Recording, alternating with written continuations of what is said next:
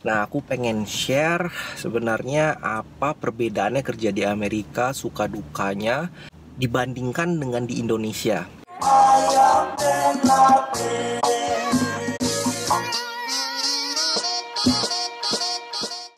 Halo, assalamualaikum warahmatullahi wabarakatuh. Aku baru pulang kerja, guys. Ini sekarang jam 5 sore.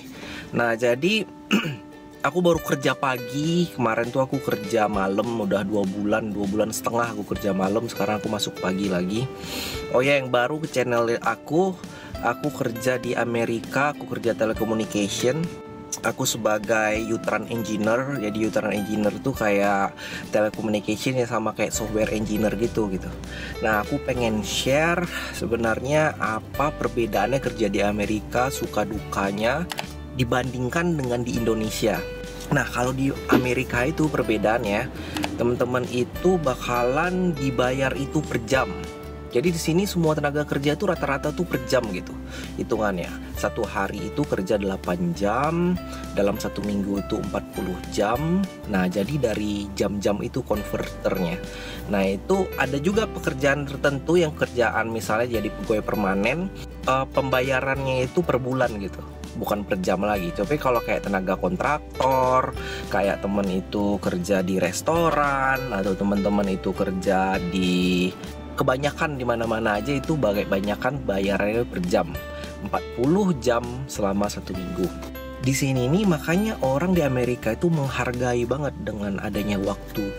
Jadi makanya kita harus masuk kerja itu harus tepat waktu, dan pulang kerja itu juga kita punya hak untuk pulang dengan tepat waktu. Kayak aku datangnya itu ke kantor jam setengah 9 dan aku pulangnya itu jam 5 kurang juga boleh kayak gitu. Jadi nggak ada itu kayak wah pulang kerja masa 8 jam tank pulang, itu di sini tuh jarang banget. Rata-rata nggak ada gitu. Tapi kalau kita pulangnya lebih cepat gitu tuh biasanya kita harus lapor dulu, aku pulang cepat, aku ada kegiatan ini. Nah, itu pekerjaan yang ada di Amerika. Sekarang lagi di grocery store. Kita mau beli pisang dulu. Rehan katanya dia lagi nggak enak badan, jadi muntah-muntah terus dari kemarin. Jadi kita mau beli pisang. Perutnya lagi nggak enak. Kita lagi di Lucky Department Store. Kan awalnya aku di sini kan sebagai kontraktor di telecommunication, di perusahaan telecommunication ya, pokoknya sama kayak di Indonesia tuh kayak di perusahaannya Telkomsel aja kayak gitu kan. Aku kontraktor waktu di situ. Nah, aku waktu saat itu dibayar hitungan jam-jaman, guys. Memang gaji aku tuh per jam. Nah, di sana timbul masalahnya kalau ada datang itu hari libur. Jadi kalau misalnya ada hari libur nasional, kayak misalnya ada hari kemerdekaan dia, atau juga ada misalnya hari Thanksgiving atau hari Christmas lah misalnya kayak gitu kan. Nah, itu tuh kalau sebagai kontraktor dengan pembayaran jam-jaman kayak gitu, itu kita nggak dibayar, guys.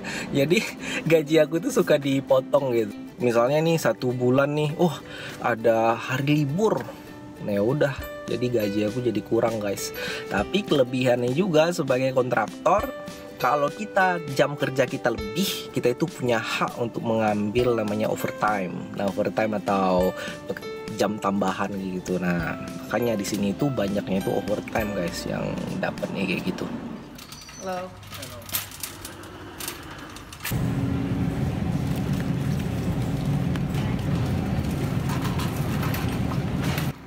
Laki gini nggak lupa beli kacang yang paling enak di dunia. Di Amerika ini makanya barang-barang segala macam itu mahal. Karena apa, guys? Bukan barang aja, kayak misalnya servis itu segala macam tuh mahal. Kayak misalnya kita kayak cuci mobil, ada video kayak yang sebelumnya, itu mahal karena upah minimum di Amerika itu tuh tinggi gitu. Di sini upah minimum per jamnya itu di California ini sendiri, tempat aku sekarang, itu upah minimum itu $11 selama 1 jam. Coba bayangin aja kalau misalnya teman-teman itu cuci mobil itu taruhlah 1 orang, mungkin nggak mungkin cuci mobil itu 1 orang, 1 mobil ada 1 orang, mungkin ada 3 orang. 3 orang itu diupah 1 jamnya itu $11. Jadi sehingga 3 orang 1 mobil itu ya mungkin mahal kan. Ya makanya kalau di Amerika itu perbedaannya sama di Indonesia yang aku rasakan ya, di sini tuh orang bener-bener untuk free speech-nya itu tuh bagus banget gitu. Jadi misalnya kita tuh memang pendapat kita tuh sangat ditampung sekali sama bos-bos kita. Mungkin juga tergantung bosnya juga ya. Cuman sejauh ini aku dapat bos itu yang mau dengerin apa masukan kita kalau memang itu idenya bagus gitu. Kalau misalnya aku lagi troubleshoot atau lagi perbaiki mesin gitu, oh perbaiki mesin kayak gini nih, bagusnya itu kita dengan jalannya itu misalnya masuk dulu konfigurasinya, masukin gini terus kita gini kayaknya gitu lebih bagus deh. Jadi masukan dari kita itu dan kita itu ngomong di sini itu bener-bener didengerin gitu sama bos. Lihatin ya, kacang paling enak di dunia. Kacang paling enak di dunia, Siracapis.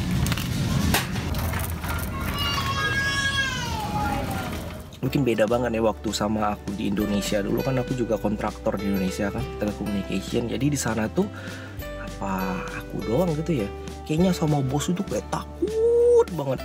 Sama bos tuh kayak udah besar banget, kita tuh kayak ya udahlah kamu kerja aja lah, pokoknya kerja beres gitu. Kalau sini enggak guys, itu benar-benar bos itu kita nampung gimana sih sebenarnya sesuatu yang bagus gitu. Jadi sehingga di sini itu kita dilatih untuk bisa berpendapat guys. Nah sebagai orang Indonesia yang aku udah mindsetnya aku nggak bisa berpendapat, atau aku tuh udah dikasih segepok kerjaan terus kerjain beres, itu kayaknya nggak kelatih aku dulu waktu di awal gitu. Jadi sehingga di sini aku harus latihan lagi gimana bisa memberikan pendapat, gimana bisa memberikan ide-ide. Nah gitu.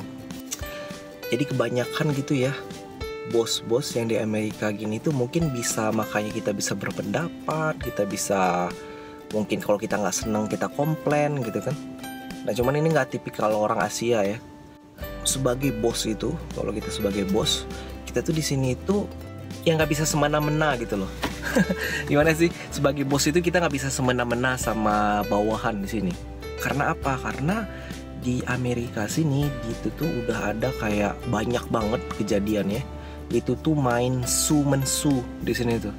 Jadi kalau misalnya ada seseorang nih, aku kayaknya kok aku diperlakukan nggak cocok atau perlakukan apa, itu bisa kemungkinan nih orang ini sebagai karyawan ini dia kayak manggil lawyer gitu, manggil pengacara kayak gitu. Dia bisa kayak nuntut bosnya atau nuntut perusahaannya kalau dia dilakukan semena-mena gitu. Nah karena aku dulu pernah dengar cerita dari temen ya, kita mau beli koleksinya Muti, kita mau kasih surprise Muti. Muti tuh suka tuh kayak gini-gini nih.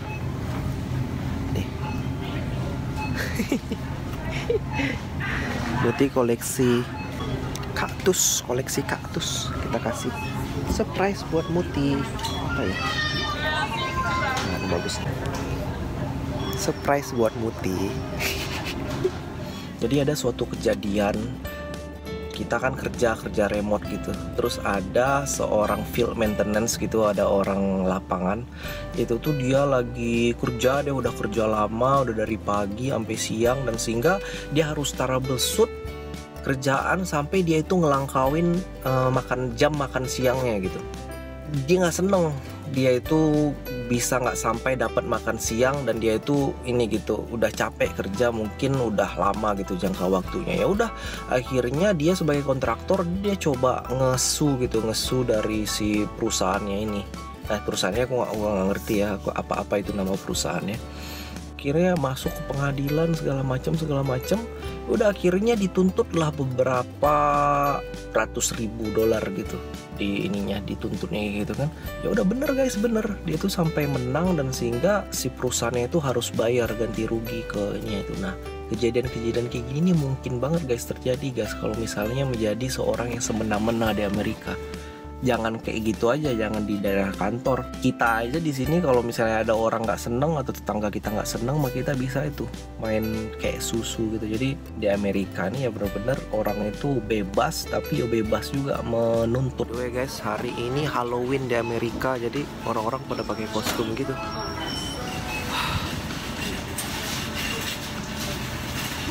Kita mau bayar drive-thru lagi, bayar self service tuh. Self service. Ya aku sejauh ini udah pernah kerja di Indonesia, pernah kerja di Mesir, pernah kerja di Brunei, pernah kerja di Amerika. Tantangannya berbeda-beda sebenarnya guys. Karena beda kan, beda kepala, beda orang, beda semacam, beda keputusan, beda watak gitu kan. Yang aku rasakan ini, yang paling enak banget tuh kerjanya itu di Amerika dan Indonesia. Kenapa? Di Amerika itu kelebihannya kita itu sebagai engineer atau kita kerja di telecommunication itu selalu bos itu mikirin gimana caranya optimisasi dari kerjaan kita. Jadi bukannya kita itu kerja itu satu disuruh kerja banyak banget gitu, bukan kayak gitu. Tapi si bos ini pinternya atau si perusahaan ini pinternya gimana kita itu caranya untuk ngebuat tools atau membuat suatu mesin atau membuat satu sistem yang bisa ngebuat kerjaan kita itu malah menjadi lebih mudah gitu. Jadi bukannya kita kayak dilemparin kerjaan, udah kamu supaya kita perusahaan makin bagus, kamu kerjanya itu jadi 2 gitu. Nggak kayak gitu, tapi dia mikirin kita sekarang buat departemen yang bisa develop software. Nah, softwarenya ini dibuat untuk tools untuk membantu engineer-engineer lain kayak gitu. Nah itu tuh kayaknya di negara-negara lain tuh kayak ada missing pieces gitu, kayak gitu tuh. Aku nggak bilang Brunei jelek sama Mesir jelek ya, tapi mungkin mereka bakalan pergi ke sana juga, dan mereka itu juga ada kelebihan-kelebihannya tempat lainnya. Kalau di Indonesia aku senengnya di sana itu kayak lebih kayak kekeluargaan gitu di Indonesia. Memang kita sama atasan sama bos tuh kayaknya rasanya ngeri banget gitu. Cuman sesama kayak temen tuh rasanya ketat banget, erat banget sama temen di Indonesia. Mungkin karena juga sama-sama watak Indonesia ya, jadi memang rasa kekeluargaan. Kalau di sini ya nggak sampai kayak gitu. Jadi kita sama temen juga ya udah kita di kerjaan, tapi kalau di rumah ya udah kita juga ada kerjaan juga di rumah gitu ya. Jadi nggak terlampau deket banget tapi nggak terlampau cuek banget gitu. Gimana sih ceritanya kayak gitu. Jadi ya sejauh ini enak kerja di Amerika ya, recommended buat temen-temen yang mau kesini, asal kita itu bisa beradaptasi dan asal kita itu bisa berguna lah, orang bisa diandalin, berguna bagi tim kita. Ya udah, ini mau pulang lagi. Oke, teman-teman, makasih udah nonton. Makasih buat Hidayat Family. Jangan lupa subscribe, like, dan kita bakalan ngobrol lagi di car conversation yang lain. Oke, assalamualaikum warahmatullahi wabarakatuh.